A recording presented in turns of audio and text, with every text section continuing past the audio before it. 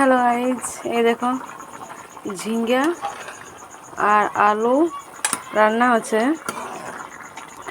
এখন কিন্তু সেদ্ধ হয়ে গেল মনে হচ্ছে। আর দেখো এদিকে পোস্ত বাটা কমপ্লিট, আর এদিকে পুদিনা বাটা। এদিকে দেখছো পুদিনা তাড়ি, পুদিনা কিন্তু বাটা হয়ে গেছে। আর এদিকে ধনিয়াকে এখন কেটে কেটে এই যে তরকারি হচ্ছে রান্না, তরকারি পোস্ত দিয়ে দেবো। এবার কিন্তু পোস্তটা দিয়ে দেবো।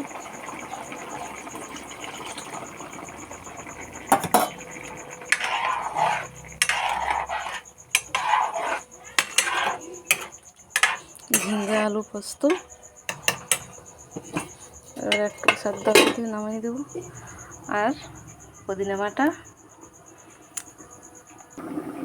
ধনিয়া পাতা কাটা হয়ে গেছে কুচি কুচি করে। আর এদিকে এখন টমেটোর চাটনি হবে। হ্যালো গাইস, টমেটো কিন্তু শেষের দিকে, তাই চাটনিটা কিন্তু করতেই হবে। রান্না কিন্তু হয়ে গেল।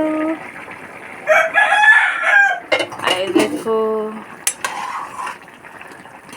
আলু ঝিঙ্গা পোস্ত। দেখতে পেলে বন্ধুরা? কেমন লাগলো তরকারিটা দেখতে? কমেন্ট করে কিন্তু জানাবে। আজকে কিন্তু নতুন সবজি ঝিঙ্গে